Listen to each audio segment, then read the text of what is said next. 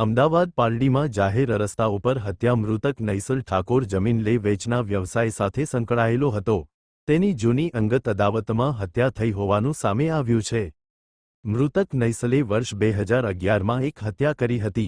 તે હત્યા કેસના મૃતકના સગા સંબંધીએ તેની હત્યા કરી હોવાની આશંકા સેવાઈ રહી છે। હત્યારાઓ નંબર પ્લેટ વગરની સ્વિફ્ટ કારમાં આવ્યા હતા। તેઓએ મૃતક નૈસલની રેકી કરી હત્યાની ઘટનાને અંજામ આપ્યો। પોલીસે સીસીટીવીના આધારે હત્યારાને પકડવાની તજવીજ હાથ ધરી છે। Report by Ashwin Limbachiya, Ahmedabad. Bite Shivam Verma, DCP.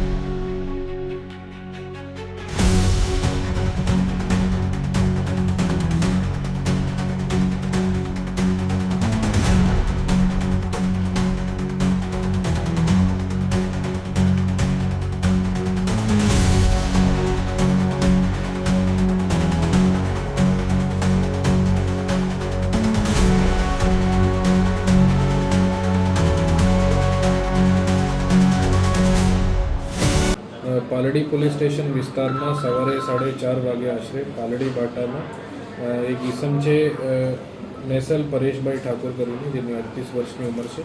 એની ઉપર 4 થી 5 માણસોને હુમલો કરે છે અને આ હુમલામાં એમની મૃત્યુ થઈ ગઈ છે।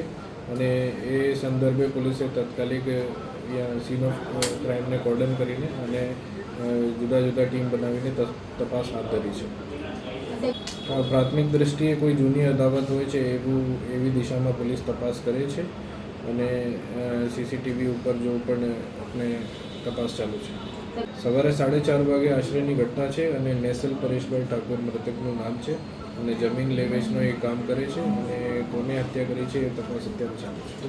આપણે શંકાસ્પદ જો છે એની દિશામાં અને સીસીટીવી જો ટ્રેસ કરીને છે એની દિશામાં તપાસ ચાલુ છે। એની ઓળખાણનો પ્રયત્ન અત્યારે ચાલુ છે અને એ તપાસમાં મળી જશે। એ અગાઉ એક મર્ડરની એમાં ઇન્ફોર્મેશન છે અને એની ઉપર એમાંથી કોઈ અદાવત છે એ દિશામાં પણ પોલીસ તપાસ કરી રહી છે।